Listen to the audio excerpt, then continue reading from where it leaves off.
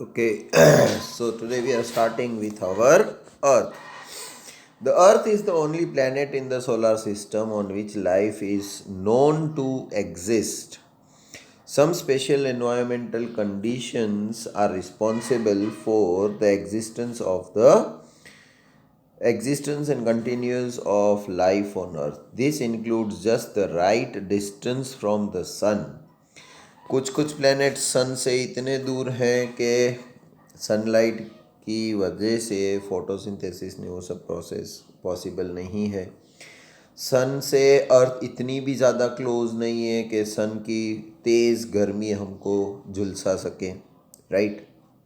सो एक पर्टिकुलर जो डिस्टेंस है जो हम सह सकते हैं वो डिस्टेंस पे अर्थ है। This includes just the right distance from the sun so that it has the right temperature range, the presence of water, अर्थ के ऊपर ही वाटर है और कहीं नहीं दिखा हमको, and a suitable atmosphere and a blanket of ozone. Ozone layer जो हमको सन अल्ट्रावायलेट लाइट जो सन की आती है उससे हमको बचाती है। तो ये सारी चीज़ें जो है वो सिर्फ अर्थ के ऊपर ही है, इसीलिए अर्थ के ऊपर लाइफ पॉसिबल है। From space, the Earth appears blue-green due to the reflection of light from water and landmass on its surface. तो अर्थ के स्पेस में से अगर अर्थ को देखो तो हमको ब्लू और ग्रीन दिखती है क्योंकि वो सनलाइट को रिफ्लेक्ट करती है ज़मीन और पानी, समुंदर का पानी, right? That is why it appears blue and green. The axis of rotation of the earth is not perpendicular to the plane of its orbit. अर्थ का एक्सिस है जो रोटेशन का वो परपेंडिकुलर नहीं है, राइट, टू इट्स ऑर्बिट। उसकी orbit जो है उसके ऊपर वो परपेंडिकुलर नहीं है। The tilt is responsible for the change off season on the earth. थोड़ी सी वो टेढ़ी सी है अपने एक्सिस के ऊपर से, इसी की वजह से हमारे यहाँ पर अलग अलग सीजन्स होती हैं। The earth has only one moon, है ना, अर्थ के पास एक मून है।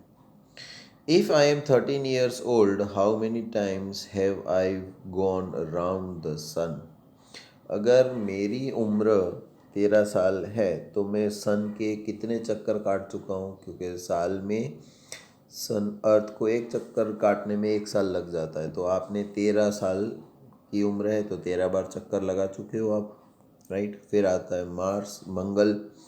The next planet, the first outside the orbit of the earth is Mars. It appears slightly reddish and therefore it is also called the red planet. And Mars has two small natural satellites. Mars की 2 small natural satellites भी है। Then comes Jupiter is the largest planet of the solar system. सबसे बड़ी planet है solar system की Jupiter, Brihaspati. It is so large that about 1300 Earth can be placed inside this giant. अपनी जैसी 1300 पृथ्वी उसमें fit कर सकते हैं, इतना बड़ा है। However, the mass of Jupiter is about 318 times that of our Earth. लेकिन उसका मास जो है, वज़न जो है अंदर, वो पृथ्वी से 318 टाइम्स ज़्यादा है। It rotates very rapidly on its axis. वो अपनी एक्सिस के ऊपर बहुत तेज़ी से दौड़ता है। Jupiter has a large number of satellites and it also has faint rings around it. Jupiter के आजू बाजू में faint rings भी है। You can also recognize Jupiter as it appears quite bright in the sky. And if you observe it with the help of a telescope, you can see 4 of its large moons.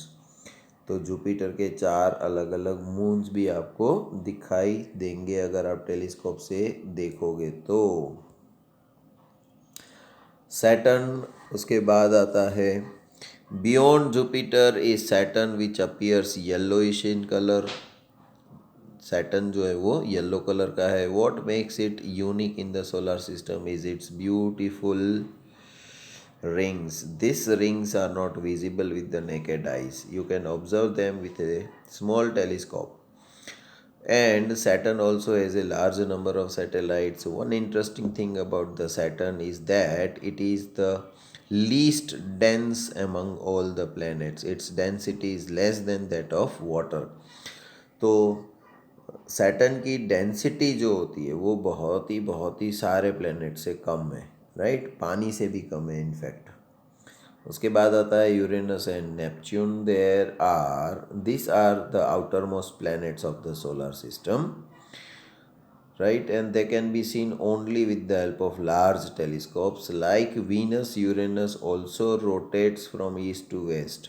The most remarkable feature of Uranus is that it has highly tilted rotational axis. अर्थ के जैसे ही उसका rotational axis जो है वो tilted है, थोड़ा सा टेढ़ा है।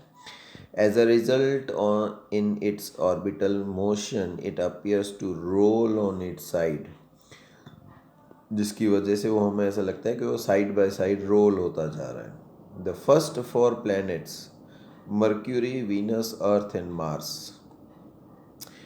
Mercury, Venus, earth and Mars, MVM, right, are much nearer the sun than the other four planets. They are called the inner planets, and the inner planets have very few moons. The planets outside the orbit of the Mars, namely Jupiter, Saturn, Uranus, and Neptune, are much farther off than the inner planets, and they are called the outer planets. They have a ring system around them, and the outer planets have large number of moons, right? तो ये difference है inner planets और outer planets का. Some other members of the solar system are there are some other bodies which revolve around the sun. They are also members of the solar system. Let us learn about them. One is asteroids. There is a large gap in between the orbits of Mars and Jupiter. तो Mars और Jupiter की जो orbits है उसके बीच में बहुत सारी खाली जगह पड़ी है. This gap is occupied by large number of small objects. छोटे छोटे ऑब्जेक्ट हैं जो उसके आजू बाजू में घूमते रहते हैं. They revolve around the sun and they are called the asteroids. Asteroids can only be seen through large telescopes. तो एस्टेरॉइड्स को देखो आप, ये ब्लैक कलर की जुपिटर और मार्स के बीच में जो डॉटेड डॉटेड लाइन जैसे दिखते हैं ना, ये सब एस्टेरॉइड्स हैं, राइट. फिर आता है comets. Comets are also members of our solar system. They revolve around the sun in highly elliptical orbits. However, their period of revolution around the sun is usually very long. तो उसको सन के एक चक्कर काटने में बहुत सारा टाइम लग जाता है, राइट. अपने अर्थ के जैसे नहीं 1 साल में एक चक्कर काट लिया. Comet appears generally as a bright head with a long tail. Comet का स्ट्रक्चर कैसा है कि चमकीला हेड है और उसके पीछे एक पुछड़ी भी है, टेल भी है. The length of tail grows in size as it approaches the sun, and the tail of a comet is always directed away from the sun. तो उसकी टेल जो है वो हमेशा अवे, सन से अवे होती है, right. Many comets are known to appear periodically, and one such comet is Halley's comet. बहुत सारे कॉमेट्स हैं लेकिन एक बहुत जाना पहचाना हुआ है Halley's comet, which appears after nearly every 76 years. हर 76 साल बाद हमको वो दिखता है. It was last seen in 1986. अगर वो लास्ट टाइम 1986 में दिखा था तो आफ्टर 76 ईयर्स वो फिर दिखेगा. तो अब कब दिखेगा ये आप कैलकुलेट करके बताना. Halley's comet will be visible again कब. Superstitions about the comets. Comets के बारे में अंधविश्वास या blind belief क्या है. Some people think that comets are messengers of disasters such as war, epidemics and floods. But these are all myths and superstitious. Appearance of a comet is a natural phenomenon and we have no reason to be afraid of it. फिर आता है meteors and meteorites. At night when the sky is clear and moon is not there, you may sometimes see a bright streak of light in the sky, right? These are commonly known as shooting stars. Although they are not stars, they are called meteors. A meteor is usually a small object that occasionally enters the Earth's atmosphere. At that time, it has a very high speed. The friction due to the atmosphere heats it up.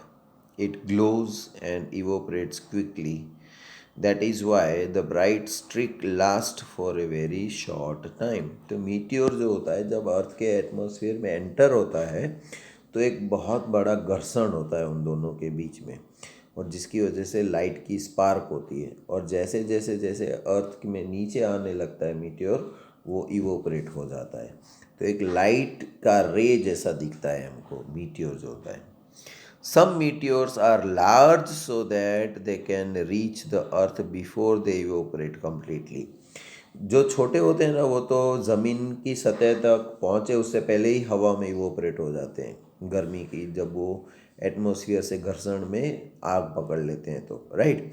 लेकिन कुछ meteor इतने बड़े होते हैं कि evaporate होते होते होते होते वो ज़मीन तक पहुँच भी जाते हैं, right. Meteorites help, Earth before they evaporate completely. The body that reaches the Earth is called meteorite. तो जो अर्थ के ऊपर जो बॉडी पहुंच पाती है, जिसको हम देख सकते हैं, पकड़ सकते हैं, छू सकते हैं, उसको हम बोलते हैं meteorite. Meteorites help scientists in the investigating the nature of material from which the solar system was formed. तो मीटियोराइट का स्टडी करेंगे तो हमें पता चलेगा कि हमारा सोलर सिस्टम जो है वो किन किन चीज़ों से, कैसे सब्सटेंस से बना हुआ है।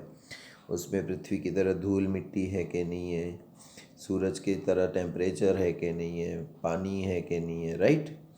When the earth crosses the tail of a comet, swarms of meteors are seen, and these are known as meteor showers. Some meteor showers occur at regular intervals each year. You can find time of their appearance from the scientific magazine or from the internet. तो ऐसे बहुत सारे showers होते हैं meteors के, right. वो international magazines जब निकलती है तो पता चलता है कि साल में कब देखने को मिलेगा, राइट। या फिर नेट में भी सर्च कर सकते हैं। अब आते हैं आर्टिफिशियल सैटेलाइट की तरफ। You have heard that there are a number of artificial satellites which are orbiting the earth, and you might wonder how artificial satellites are different from the natural satellites. The artificial satellites are man-made and they are launched from the earth. They revolve around the earth much closer than the earth's natural satellite, the moon. तो artificial satellite जो होती है वो पृथ्वी पर से ही launch की जाती है और अर्थ के बिल्कुल नज़दीक ही वो चक्कर लगाती रहती है, right. India has built and launched several artificial satellites. India ने बहुत सारी ऐसी आर्टिफिशियल सैटेलाइट्स लॉन्च की हुई है। आर्यभट्टा वो the first Indian satellite, Aryabhata जो हमने नाम दिया था वो इंडिया की पहली सैटेलाइट थी। सम अदर इंडियन सैटेलाइट्स, दूसरी कौन कौन सी है, are INSAT, IRS, Kalpana 1, EDUSAT etcetera. Artificial satellites have many practical applications. They are used for forecasting weather, transmitting television and radio signals. They are also used for telecommunication and remote sensing. तो इसका ये सारे use होते हैं artificial satellite के। कहाँ कहाँ कि वेदर रिपोर्ट करनी है, टीवी सिग्नल्स या टेलीफोन के सिग्नल सेंड करने हैं, राइट। तो ये उसमें काम आता है।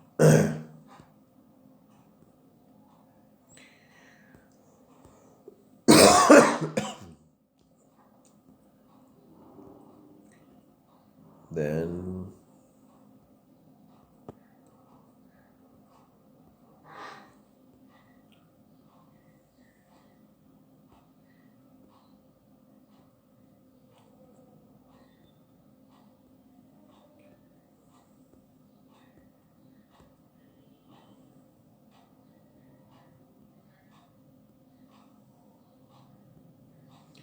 after artificial satellites, this are the pictures of some artificial satellites, और वो है सम इंडियन सैटेलाइट्स। यहाँ पर हमारा चैप्टर होता है पूरा, राइट। चैप्टर के क्वेश्चन आंसर्स तो हमने आपको सेंड कर दिए हैं। इस चैप्टर में हमने देखा आर्टिफिशियल सैटेलाइट क्या होता है, एस्टेरॉइड्स क्या होता है, कैसियोपिया क्या है, सेलेस्टियल ऑब्जेक्ट्स क्या होते हैं, कॉमेट्स क्या होते हैं, कॉन्स्टिलेशन क्या होते हैं, लाइट ईयर किसको बोलते हैं, मीटियोराइट्स क्या होते हैं, मीटियर क्या होता है, नेचुरल सैटेलाइट क्या है, ऑर्बिट क्या है, ओरियन क्या है, faces of the moon, planets, pole star, remote sensing, solar system, stars and Ursa Major, right। यहाँ पर ये चैप्टर फिनिश हुआ। आगे की चैप्टर नया कल करेंगे। तब तक के लिए goodbye, take care and do study well.